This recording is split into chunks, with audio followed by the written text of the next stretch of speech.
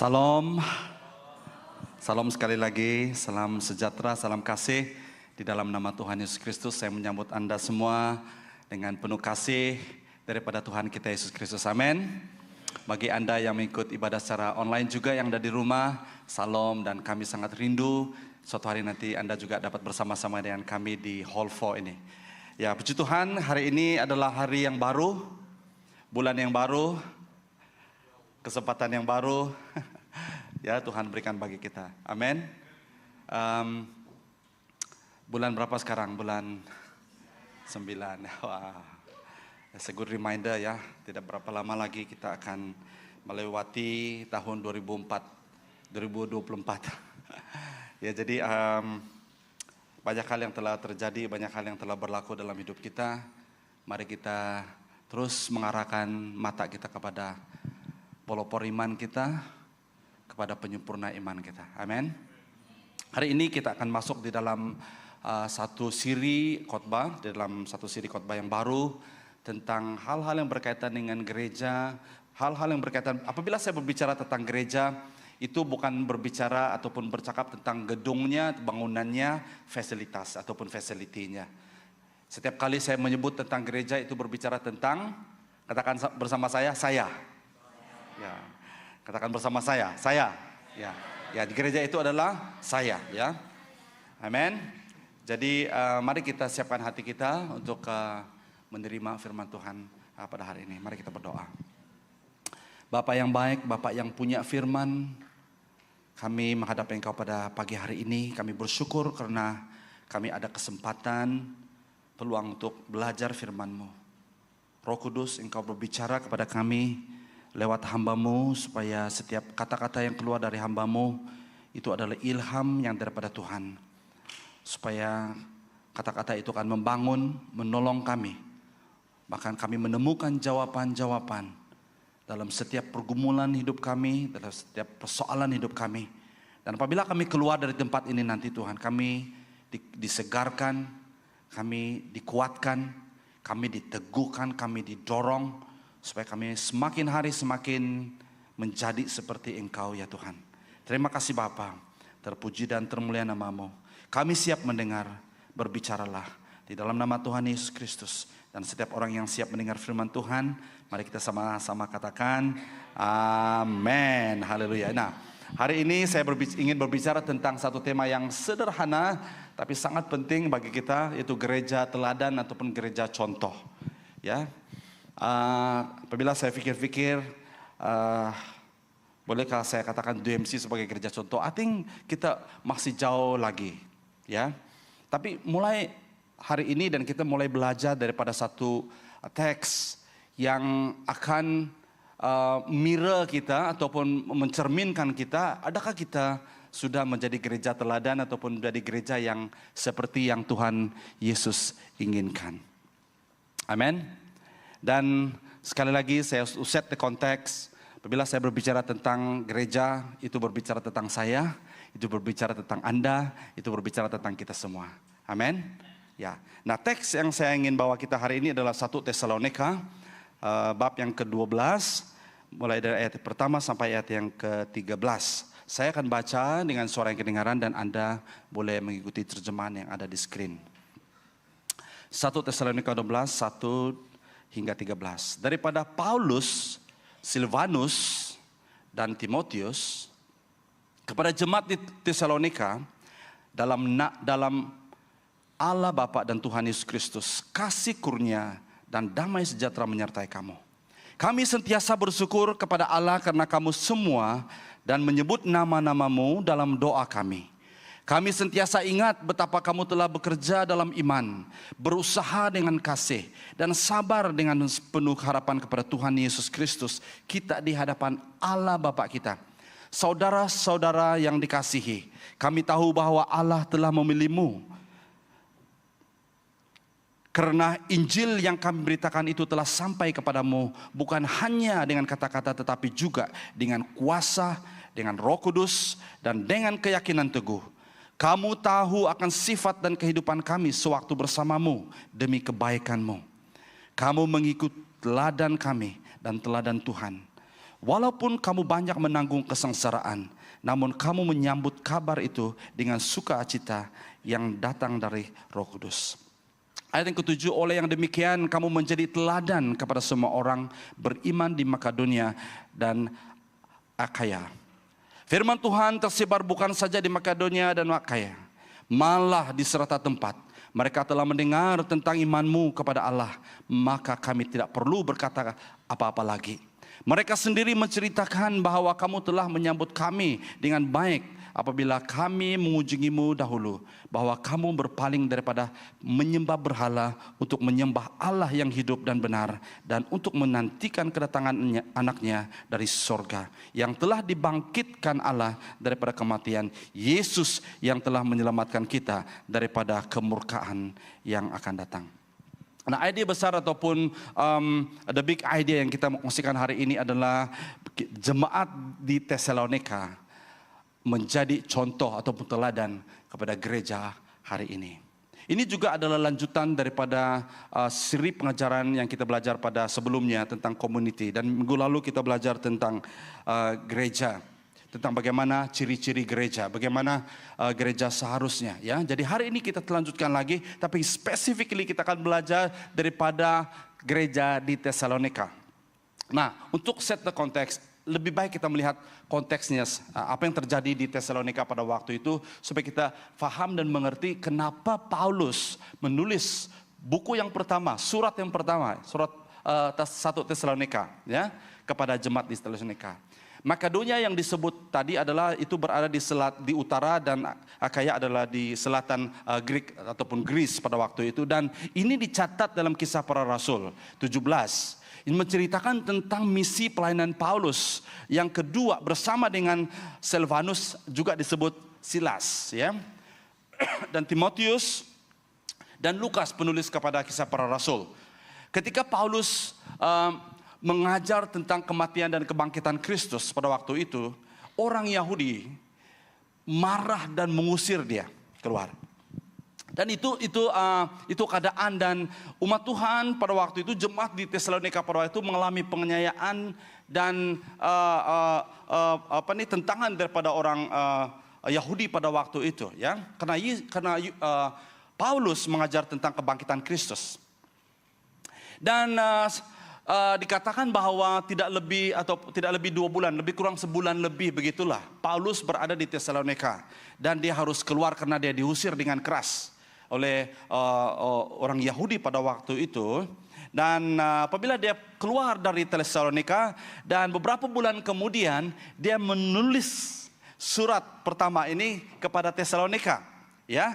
Dan dikatakan bahwa 1 Tesalonika ini adalah surat pertama Paulus, ya, kepada gereja-gereja pada waktu itu, seperti gereja di Efesus, Filipi dan sebagainya. Nah, ini konteksnya. Nah, kita pergi kepada soalan yang seterusnya. Kenapa Paulus begitu gairah ingin menulis surat? Dia baru keluar beberapa bulan kemudian, dan rasa-rasanya dia tidak puas hati karena apa yang dia lihat, dan justru itu dia menulis, dan dia mengirim surat pertamanya, itu 1 Tesalonika. Dan intinya ataupun mengapa Paulus menulisnya, pertama dia mengucap syukur kepada jemaat di Tesalonika. Dia memuji mereka. He was commending them. Dia bersyukur atas kamu, ya. Dan dia juga menyatakan dia mempertahankan Injil, dan dirinya yang dituduh sebagai pengajar palsu pada waktu itu. Dan dia seperti defense dirinya, bahwa dia bukan pengajar palsu, tetapi dia adalah mengajar firman Tuhan, Injil yang benar. Dan pada masa yang sama juga dia ingin menasihati jemaat di Tesalonika untuk terus memelihara kekudusan, hidup benar di hadapan Tuhan. Dia menyebut tentang mereka berpindah daripada penyembahan berhala kepada menyembah Allah yang benar, kan? Jadi dia sebut semua itu, dia cerita, dia dorong mereka untuk terus hidup berpegang kepada kebenaran. Dan juga dia salah satu inti penulisannya dan berbicara tentang kebangkitan, kedatangan Tuhan, dan dia juga berbicara tentang pengangkatan, rapture, kan, di dalam 1 Tesalonika pasal 4, ya. Saya tidak pergi ke itu, tapi saya ingin fokus hari ini kepada teks kita yang pertama, yang tadi, ya. Nah, Mengapa gereja hari ini perlu mencontohi jemaat di Tesalonika? Karena kalau di dalam Alkitab kita banyak contoh-contoh gereja yang seharusnya menjadi model kepada kita hari ini. Kenapa di dunia ini hari ini banyak denominasi, banyak cabang-cabang gereja, banyak cara-cara ekspresi kita, ya? Kalau ini adalah satu soalan yang susah untuk dijawab. Kalau orang bertanya, "Pastor, kenapa banyak denominasi? Denominasi ini caranya berbeza, denominasi ini caranya berbeza." Saya hanya boleh katakan begini. Dan minggu lalu saya sebut itu. Ya. Kita boleh berbeza saja dari segi ekspresi kita, dari segi kaedah ibadah kita, tapi esensi kita harus satu, yaitu Yesus. Amin. Yesus harus menjadi kepala. Yesus harus menjadi center point. Yesus harus menjadi focal point. Yesus yang menjadi yang terutama dan yang terutama dari segala-galanya. Kalau itu yang menjadi esensi di dalam gereja, apapun ekspresi kita, saudara, ya, itu tidak menjadi masalah. Amin. Yang kedua adalah apabila gereja itu melakukan dan menjadi agen kepada perubahan kepada masyarakat, kepada community. Gereja itu menjadi terang dan garam dunia, bukan menjadi eksklusif, menjadi klub ataupun menjadi secret society yang hanya enjoy di kalangan mereka sendiri. Because church exists for the community. We exist for each other. Kita wujud untuk community kita. Ya. So, ini salah satu esensi yang perlu ada di dalam gereja. Ekspresi kita, ada yang menyembah Tuhan tepuk tangan saja, it's okay. Ada yang menyembah Tuhan menari, ya berpusing-pusing menari, ya. Ada yang menyembah Tuhan hanya diam saja, menggunakan piano organ saja, it's okay. Ya, ada yang menyanyi 5 menit saja, ada yang menyanyi pujian penyembahan 30 menit, ada yang 1 jam. Saya rasa itu kita tidak perlu berdebat lah dengan hal itu kan. Karena tidak ada there is no end. Tidak ada pengakhiran daripada semua itu. Ya, tapi marilah kita menjadi gereja yang menjadi terang. Preach the gospel. Go to every corner of the world. Dan menjadi saksi Kristus. Amin. Haleluya saudara. Dan kita di DMC we want to do that. Amin saudara. Kalau kamu mau datang, mau argue dengan saya, "Pastor ini cara ini tidak betul ini." Itu kamu punya urusan lah. Tapi kalau kamu berkata kepada saya, "Pastor, how are we going to reach out to this community?" Bagaimana kita memperkukuhkan iman percaya kita? Bagaimana kita boleh menjadi saksi kepada orang lain? Bagaimana kita menjadi community, a healing community? Bagaimana kita menjadi community yang membawa message rekonsiliasi kepada orang lain? Wow, if you coming with that question, yeah, here you are. Kita berjalan seiring dan sejalan. Haleluya. Amin, saudara. Nah, kunci ayatnya di sini dalam ayat yang ke-6 dan ayat yang ke-7 dia katakan, "Kamu mengikut teladan kami." Paulus berkata kepada jemaat di Tesalonika, dia katakan, saya bersyukur kepada kamu karena kamu mengikut teladan kami. Karena misioneri pertama Paulus di Tesalonika, dia sudah menyampaikan Injil. Saya tidak tahu bagaimana dia menyampaikan Injil, tapi setelah itu mereka menangkap Injil itu. Dan lawatan yang kedua dia melihat, wow, jemaat di Tesalonika dalam waktu yang begitu singkat, hidup mereka mulai berubah. Dan Paulus melihat itu, dia katakan, wow, dulu kamu penyembahan berhala, dulu kamu pagan, dulu kamu menyembah kayu, menyembah batu, menyembah sungai dan sebagainya, roh-roh yang tidak ketahuan. Tapi kamu telah beralih kepada penyembahan kepada Allah yang benar. Itu dia disebut di dalam ayat yang tadi. Dan dia memuji mereka. Dia katakan, kamu telah mengikut teladan kami, yaitu Paulus dan Silas, Lukas dan Timotius yang mengikut dia dalam missionary journey. Dalam ayat yang ke-7 dan mengikut teladan Tuhan. Ya, kalau mengikut teladan mereka sejak tidak ada dasarnya kan? Karena Paulus, rasul-rasul mengikut teladan Tuhan, maka Paulus dengan begitu yakin dia katakan, imitate me, contohi aku, karena aku telah mencontohi Tuhan. Dia begitu yakin. Beranikah kita berkata seperti itu kepada orang lain? Contohi aku, ikutlah aku, karena aku mengikut Tuhan. Aku telah mencontohi Tuhan. Kadang-kadang kita tidak yakin berkata sedemikian. Ya.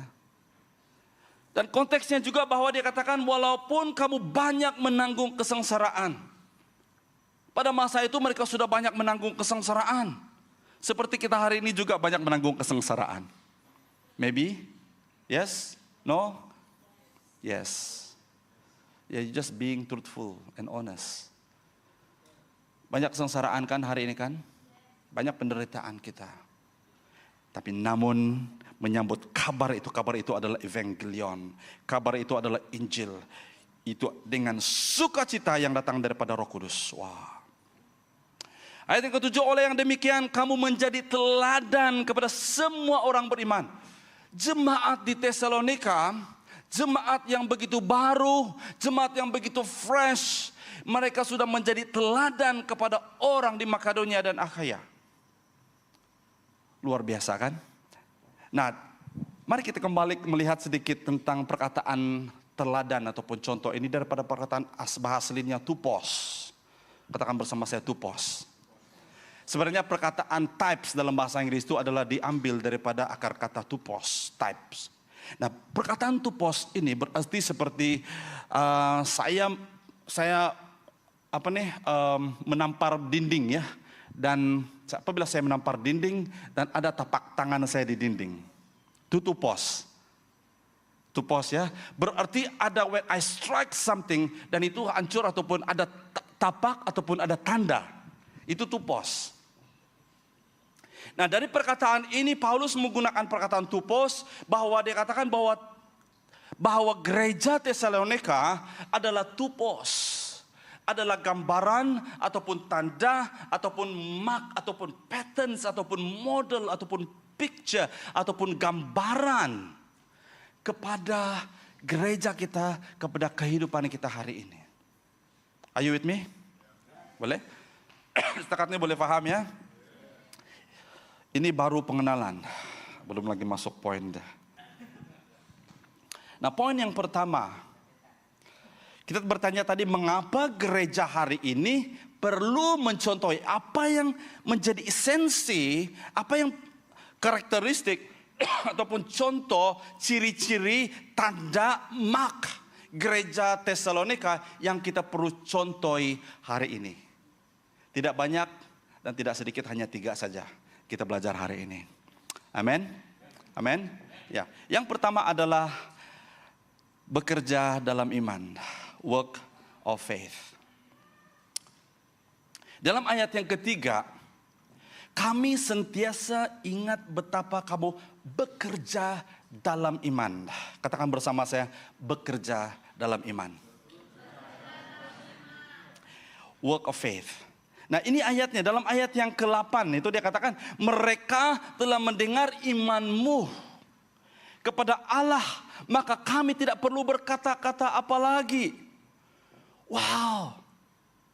Berarti saudara, iman mereka setelah mereka menerima kasih daripada Tuhan, setelah mereka menerima pengampunan daripada Tuhan, setelah mereka menerima perdamaian dengan Tuhan, apa yang mereka buat? They pack their bag and they go and share to the people around them. Wow. Iman. Itu iman yang bekerja. Iman bukan yang duduk di rumah goyang kaki dan do nothing about it. Ya. Tidak, pastor, saya di rumah saya berdoa. Saya doa puasa. Saya baca Alkitab, pastor. Saya tidak perlu, Tuhan yang gerakkan hati mereka pergi gereja. Tuhan yang gerakkan hati mereka. Firman Tuhan berkata, Paulus juga berkata, kalau tidak ada orang yang preach, kalau tidak ada orang yang share the gospel to them, bagaimana mereka dapat mendengarkan?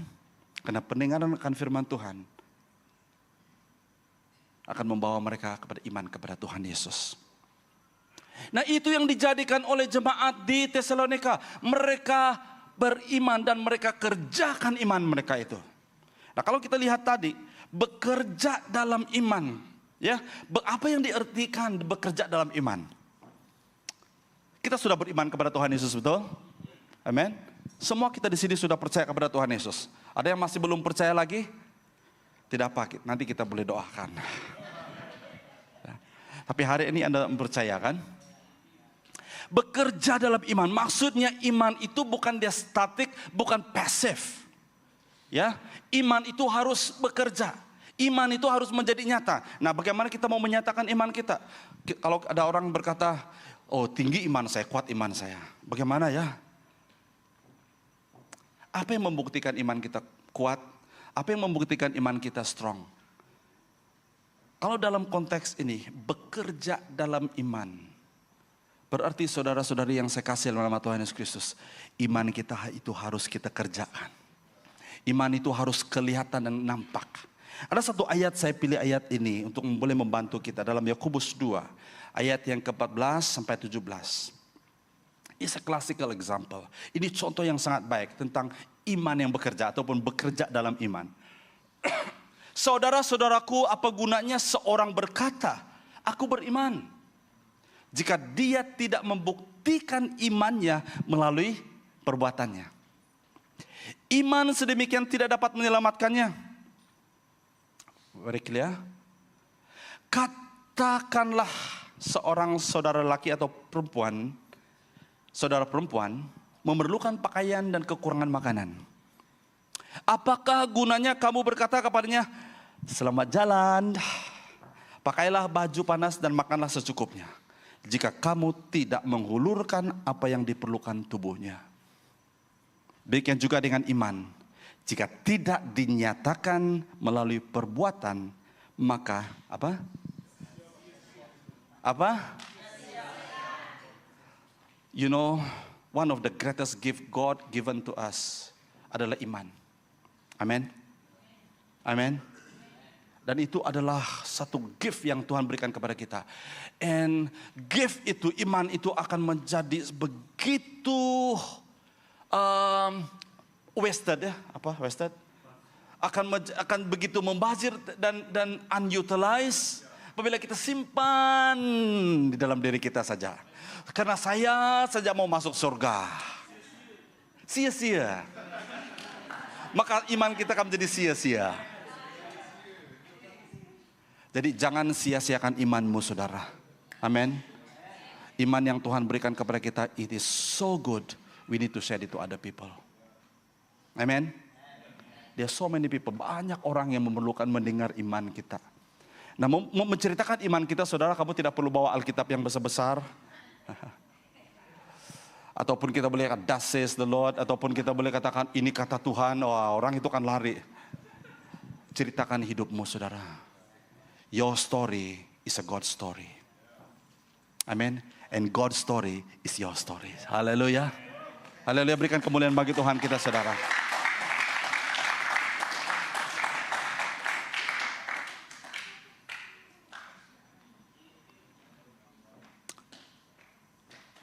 Saya mau baca teka-teki di sini ya, bolehkah? Dan ini perlu dijawab, terutamanya pria-pria, lelaki-lelaki. Boleh ya? Dengar baik-baik soalannya. Dalam perjalanan seorang pria, seorang lelaki yang ganteng, yang handsome, dia sedang membawa kereta ataupun keretanya dan di keretanya hanya satu yang kosong dan dia hanya boleh bawa satu orang.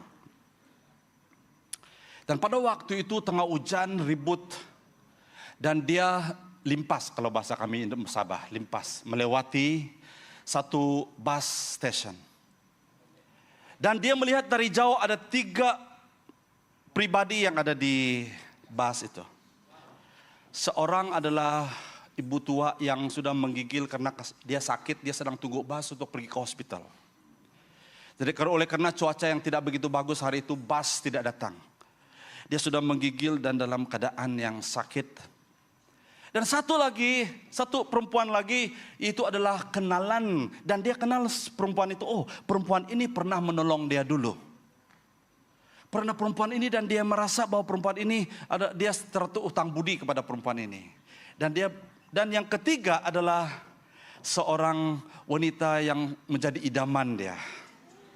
Dia sudah mulai tengok-tengok perempuan itu. Dia terkejut. Dan dia tengok dalam keretanya hanya satu ruang yang boleh muat. Jadi ini satu tes moral ataupun etika ya. Jadi dia berpikir, sempat berdoa, Tuhan tolong mana satu ya. So kira-kira siapa yang harus dia ambil?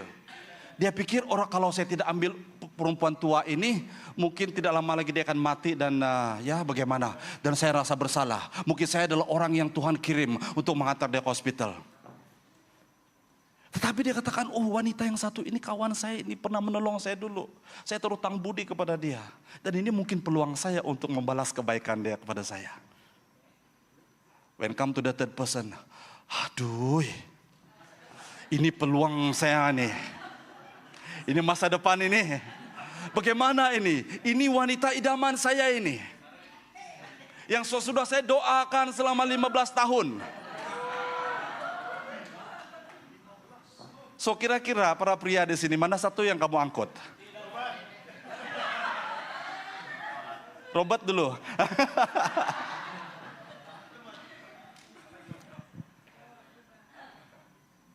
Kalau dia terlepas yang ketiga ini, mungkin dia membujang lah sampai akhir hidupnya. Tidak tahu jawabannya.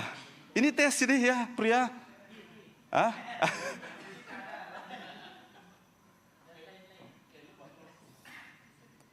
Tidak mau jawab.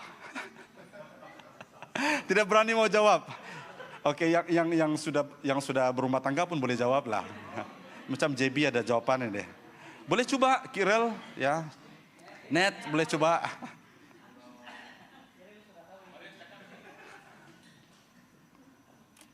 Pada satu waktu seorang pendeta, waktu dia mengajar dalam satu seminar dan dia buat cerita yang sama. Banyak yang cakap, ya wanita itu saja, wanita yang sakit itu, ya wanita tua itu kan itu sudah kritikal. Tapi pada masa yang sama lelaki ini ya sudah lama dia mencari, dia sudah menanti, ya. Dia struggle. Dan tiba-tiba ada seorang lelaki yang bijak. Nama dia Mr. Dia katakan, Pak, dia angkat tangan, Pak. Saya ada jawabannya. Dia katakan, ya apa silakan. Saya akan keluar dari kereta. Saya beri kunci saya kepada wanita yang kedua, teman saya itu. Kamu antar nenek tua ini pergi hospital.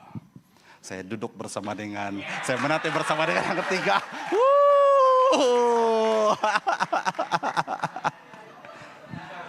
Itu perlu kebijaksanaan. Ya, itu trik ya. Kalau mau dapat jarobat boleh jumpa saya nanti.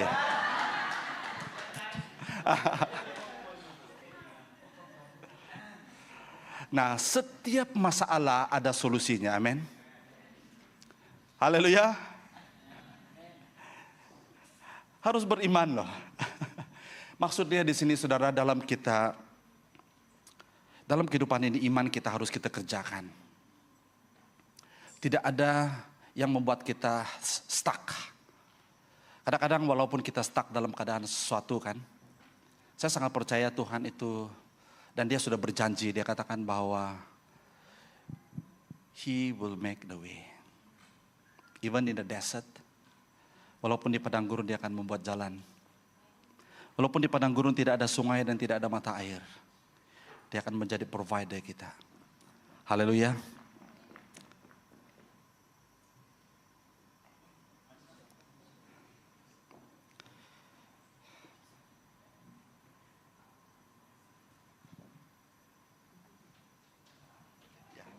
Now, move on ya.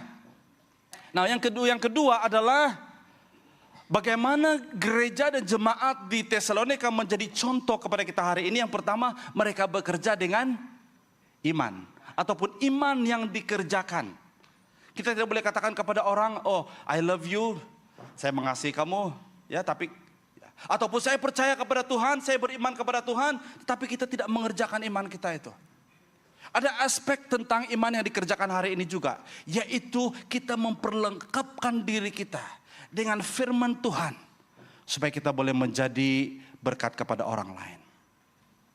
Kita boleh menjadi solusi kepada orang lain. Haleluya saudara. Haleluya. Nah yang kedua adalah berusaha dengan kasih. Dalam ayat yang seterusnya, kami sentiasa ingat betapa kamu telah bekerja dalam iman. Berusaha dengan kasih. Wow. Kasih saudara is a action word, is a verb. Adalah satu kata perbuatan yang opposite-nya yang bukan pasif. Yang harus bekerja dan dynamic. Kasih ini adalah satu yang dynamic.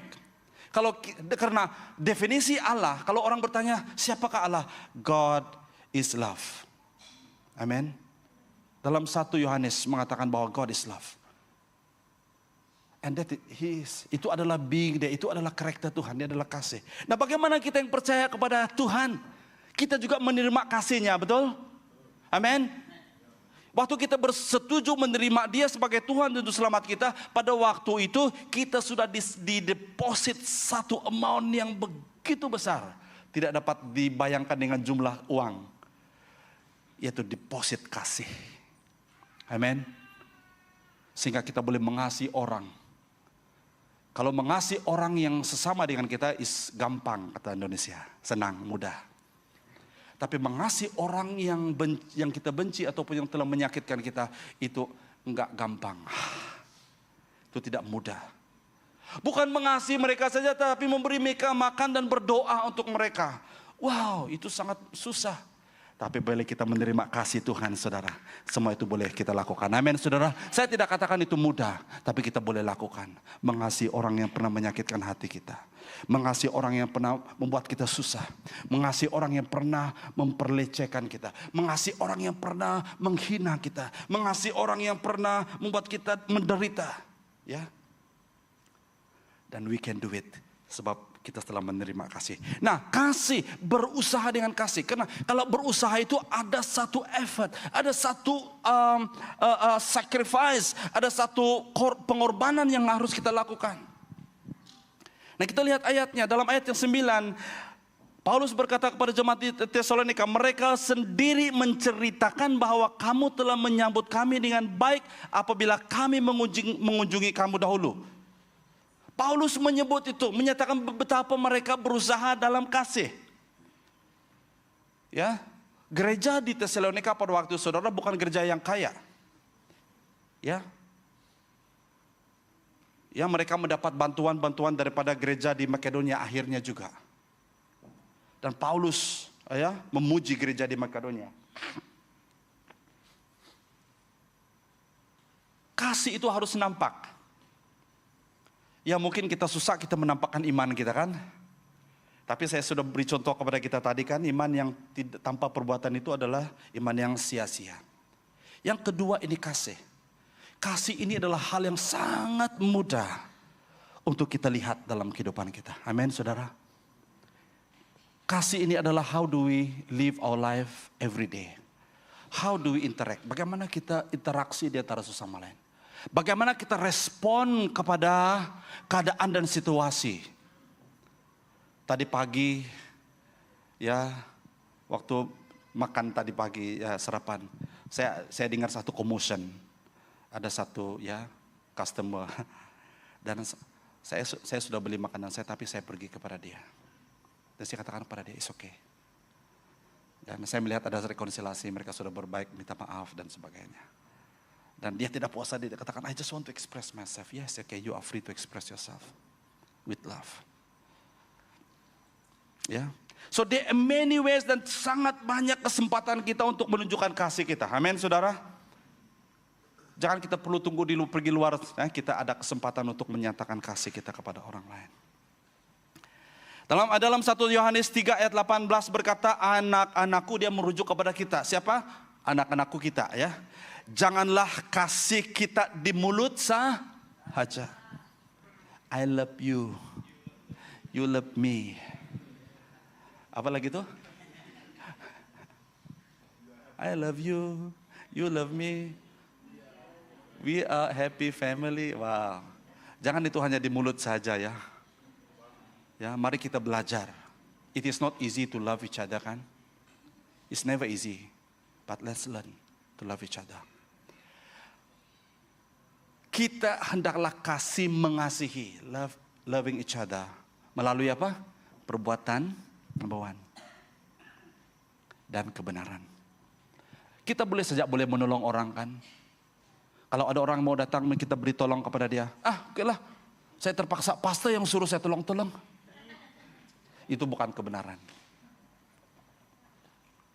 Kadang-kadang kita terpaksa oblige. Ataupun kita rasa tertuduh kalau tidak tolong. Alah, nanti orang tengok saya.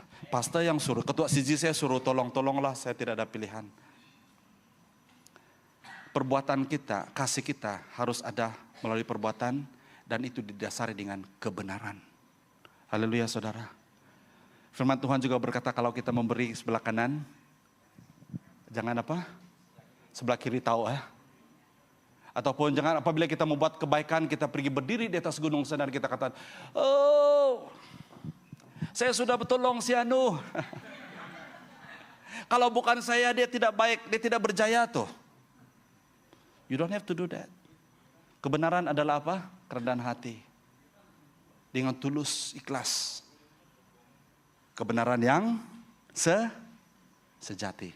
I think it is not so difficult for us to understand. My last point. Yang ketiga adalah bersabar dalam harapan. Haleluya. Bersabar dengan sepenuh harapan. Harapan ini berbicara tentang ada verb di setiap perkataan harapan, kasih, dan iman.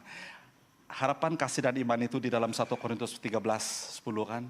Dikatakan segala sesuatu akan berlalu. Baik itu prophecy, speaking in tongue, semua mukjizat, semua karunia-karunia itu semua akan berlalu. Tapi 3 yang tinggal. Yang apa? Kasih, iman, dan pengharapan. Dan Paulus menyebut itu di sini. Dan setiap apa yang menjadi esensi kepada gereja hari ini. Ada verb, ada kerja di atas sebelumnya, yaitu bersabar. Karena apa saudara, di dalam kita mengharapkan sesuatu, di dalam kita waiting, perlu ada elemen kesabaran. Amin. Kadang-kadang kita tidak sabar, Tuhan pastor, saya sudah tunggu, saya tidak sabar lagi. Dia sudah buat saya banyak kali ini. Saya sudah disakiti banyak kali. Kali ini saya tidak sabar, saya mau ajar dia.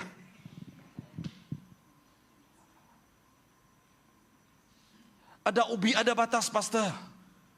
Ada hari dia kena balas ini. Supaya dia tahu, baru dia sadar. Dia dengar baik-baik, listen carefully. Kita jangan mengambil haknya Tuhan untuk memberi balasan. Karena firman Tuhan begitu jelas bahwa hak untuk memberi balasan kepada orang yang menyakitkan kita, itu haknya Tuhan. Hak kita adalah mengampuni, mengasihi. Hak kita adalah berdoa untuk orang yang menyakitkan hati kita. Wow, pastor mudah kan? Ini tidak mudah. But let's learn. Kalau kita belajar untuk melakukan ini saudara, bukan kita akan menjadi orang yang sangat bahagia dalam kehidupan kita. Kita boleh berjalan, kita boleh tidur nyenyak karena kita tidak merasa sakit hati. Ya, kita tidak mau menunggu orang yang telah menyakitkan kita. Dan kita berdoa supaya mungkin kita tidak doakan itu ya dengan terbuka. Tapi dalam hati kita harap-harap dia jalan kereta, dia bawa motosikal, dia accident, dia mati, dah habis. Pernah kamu berpikir seperti itu? Jujur. Jujur? Pernah, yes.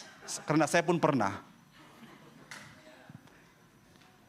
Kadang-kadang itu dalam hati, geram kan? Kamu tahu geram macam mana? Mau saja orang ini. Ya, itu manusia kita. Tapi Tuhan telah deposit satu hal yang sangat luar biasa dalam kita, itu kasih-Nya, saudara. Setiap orang yang memiliki Yesus dalam hidupnya, dia memiliki kasih Kristus. Apa yang Tuhan Yesus lakukan, dia katakan, Bapa ampuni mereka sebab mereka tidak tahu apa yang mereka telah lakukan. Hal yang sama Anda dan saya boleh lakukan juga.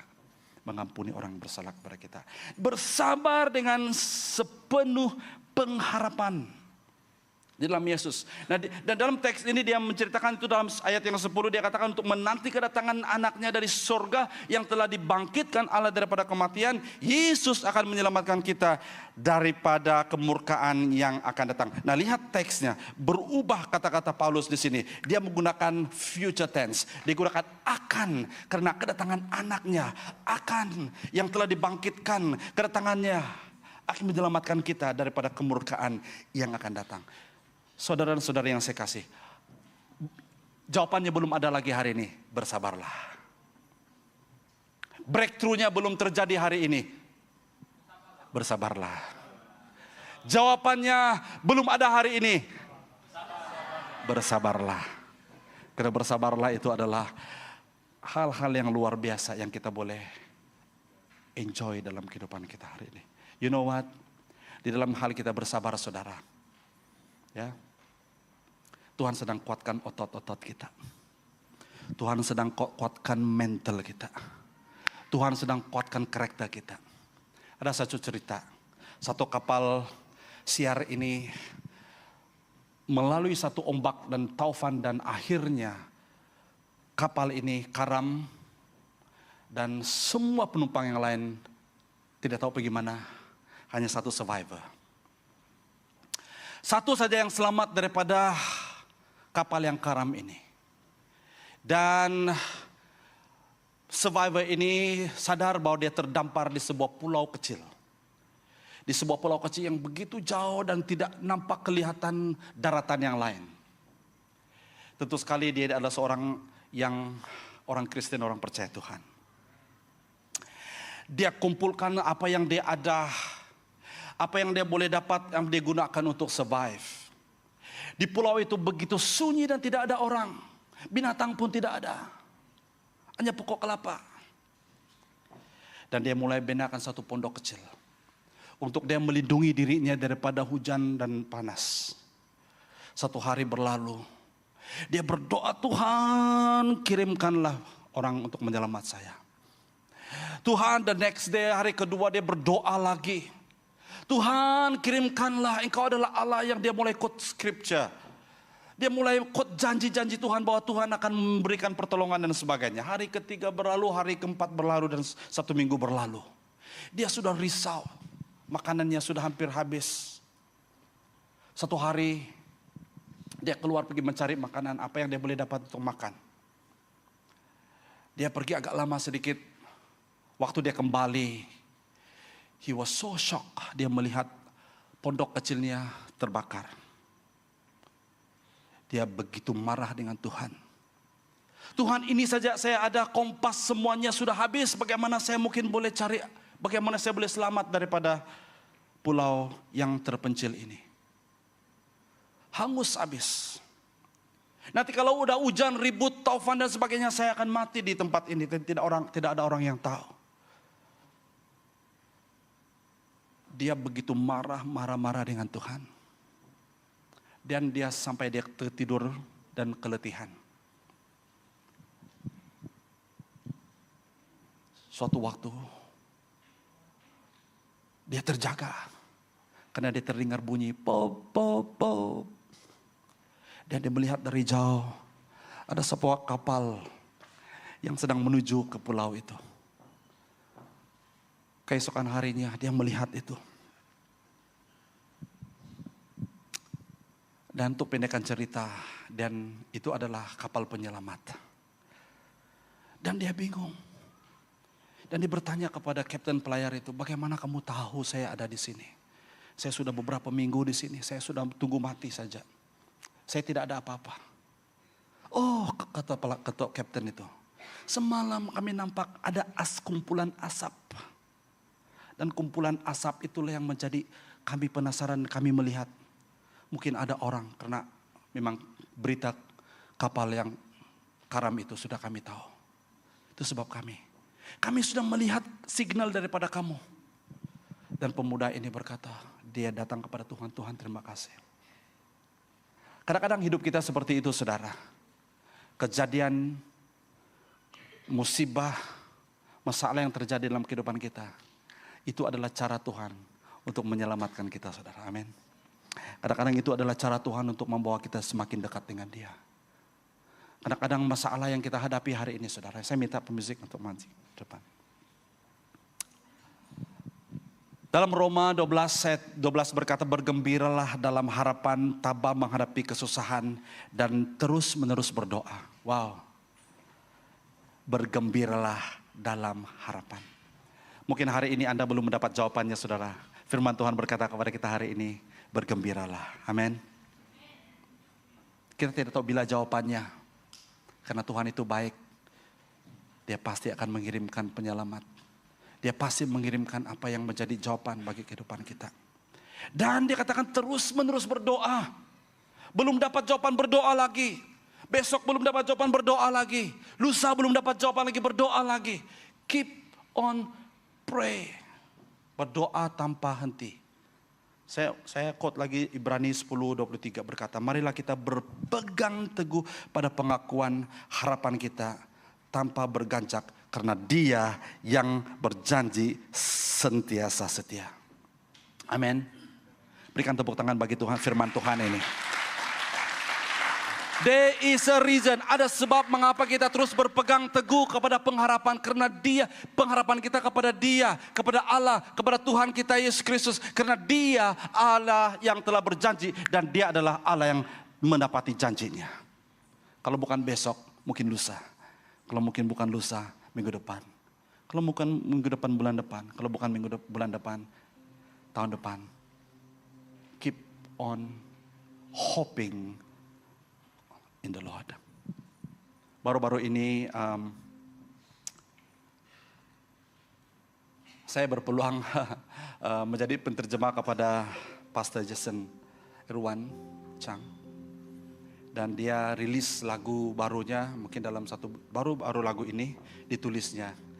Waktu kami berbincang-bincang di bilik sebelum kami pergi melayani, dan dia kongsikan ini, Pastor, dia katakan, ini lagu yang saya tulis baru-baru ini, baru rilis.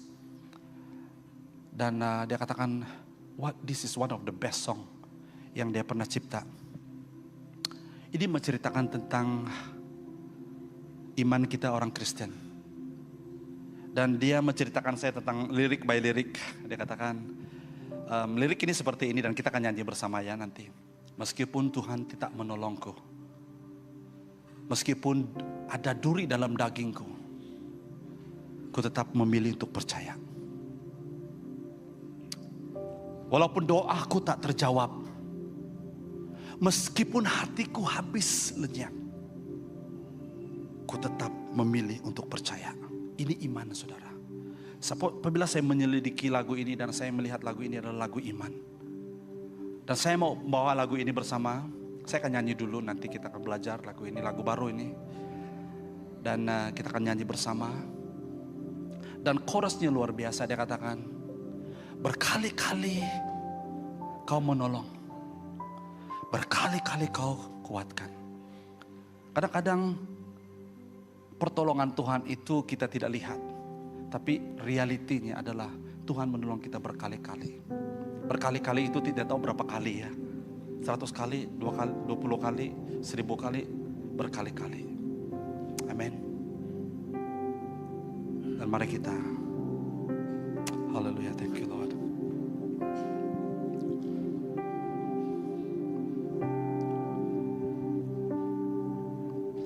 Meskipun Tuhan tak menolongku, meskipun duri dalam dagingku, ku tetap memilih untuk percaya dan mengucap syukur.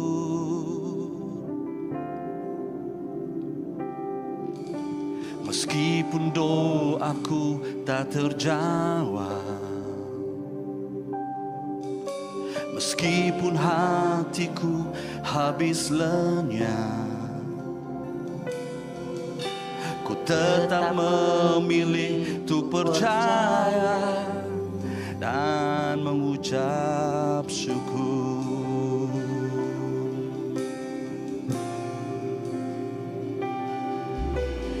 Berkali-kali Kau menolong,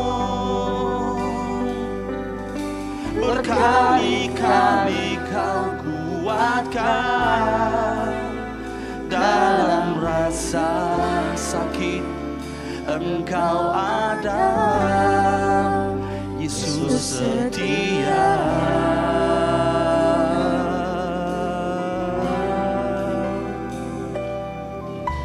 Berkali-kali Kau menolong, berkali-kali Kau kuatkan. Dalam lembah gelap Engkau ada, Yesus setia. Mari kita nyanyikan bersama-sama. Walaupun Tuhan tidak menolong kita, kita tidak melihatnya, Tuhan tetap setia. Meskipun Tuhan tak menolongku, meskipun duri dalam dagingku, ku tetap memilih untuk percaya dan mengucap syukur.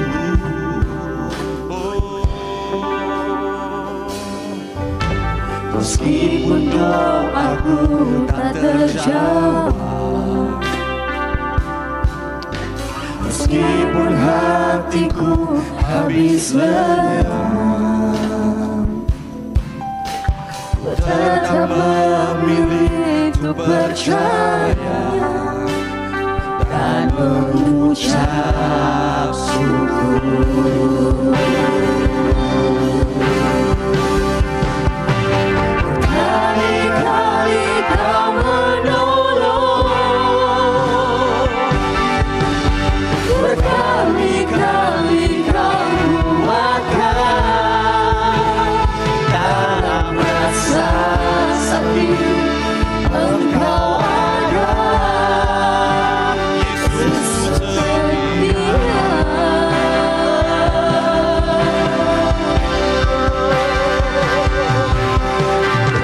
Berkali-kali Kau menolong,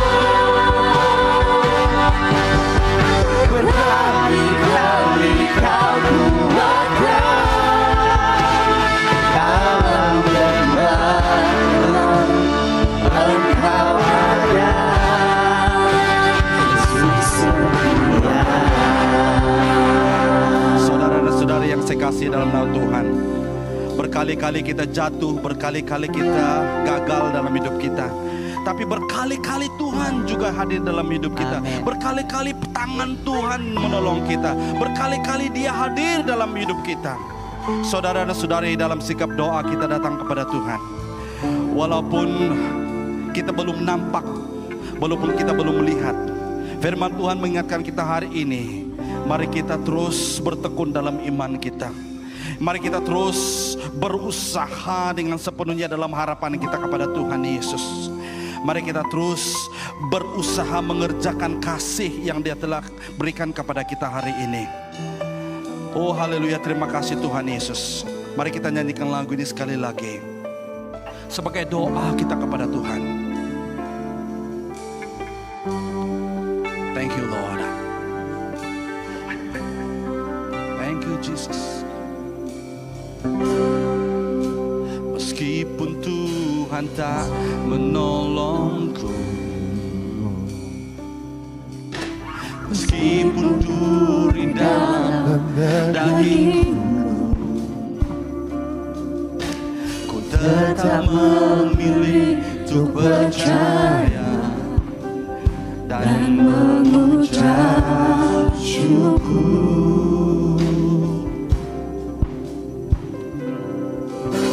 Meskipun doaku tak terjawab, Oh haleluya, thank you Lord. meskipun hatiku habis lelah, Mari kita tetap memilih untuk percaya. ku tetap memilih untuk percaya dan mengucap syukur.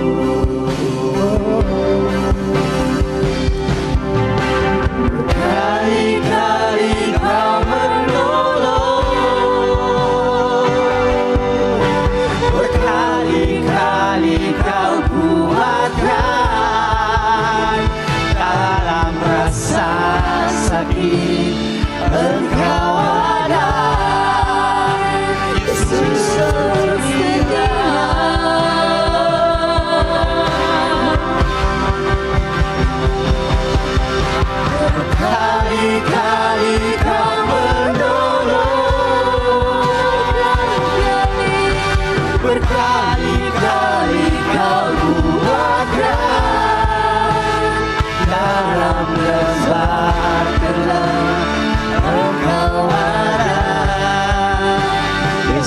setia.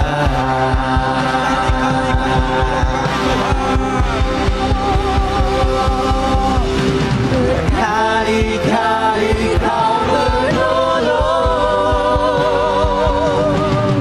berkali-kali Kau kuatkan. Dalam rasa sakit Engkau ada, Yesus setia.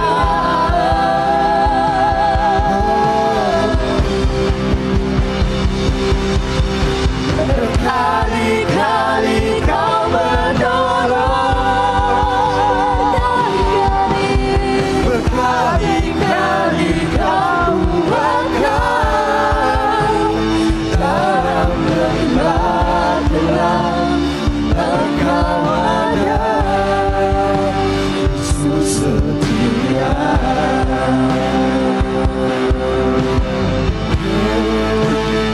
Dalam lembah gelap Engkau ada, Yesus setia.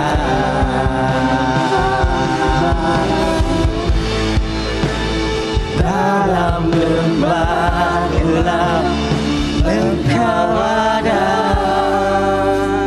Yesus setia. Mari kita semua berdoa kepada Tuhan dengan caramu yang tersendiri, dengan apapun yang Tuhan telah bicarakan kepadamu hari ini, apapun yang Tuhan sentuhkan hatimu hari ini. Mungkin engkau dalam keadaan susah, engkau dalam keadaan berat. Oh haleluya, firman Tuhan mengingatkan kita hari ini, walaupun kita berkali-kali kita gagal, berkali kita jatuh, berkali-kali kita dalam keadaan susah, tapi ingat bahwa berkali-kali juga Tuhan menolong kita. Walaupun tangan Tuhan kita tidak melihat, belum lagi Tuhan menolong, belum lagi Tuhan menjawab doa kita. Mari kita terus percaya, mari kita terus memilih, mari kita untuk tetap percaya bahwa Yesus ada dalam setiap musim hidup kita.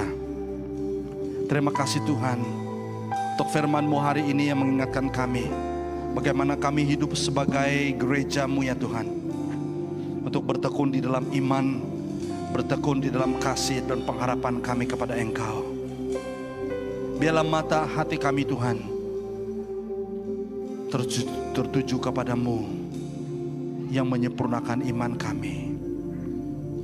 Apapun masalah kami di keluarga kami, mungkin keuangan kami, kerja kami, mungkin kehidupan kami sehari-hari, mungkin ada yang bergumul di dalam kesehatan kami, mungkin keluarga kami dalam keadaan yang susah. Mari hari ini Tuhan kami memilih untuk terus percaya. Kami memilih untuk tidak give up. Kami memilih untuk tidak mengalah. Karena kami punya Allah yang setia. Dia setia dengan janjinya. Dan dia setia dan akan melakukannya. Mungkin kami harus menunggu sekian waktu, tidak apa. Mungkin kami harus menunggu beberapa waktu lagi, tidak apa. Tapi kami mau memilih untuk percaya. Berkali-kali Kau menolong, berkali-kali Kau kuatkan. Dalam rasa sakit Engkau ada, Yesus setia.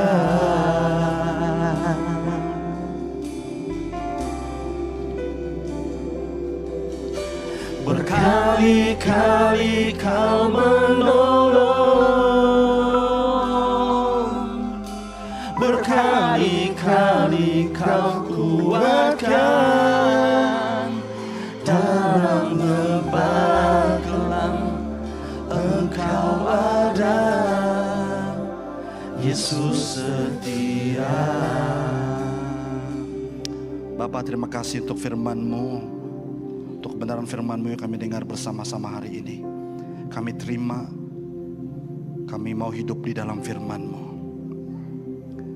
Jemaat Tuhan yang dikasihi, kita sudah sampai kepada akhir ibadah kita hari ini. Jangan berhenti di sini. Walaupun kita harus keluar dan kita pulang, kita kembali ke tempat kita masing-masing. Mari kita menaruh harap kita hanya kepada Tuhan, iman kita, dan mempraktikkan kasih yang Tuhan telah berikan kepada kita.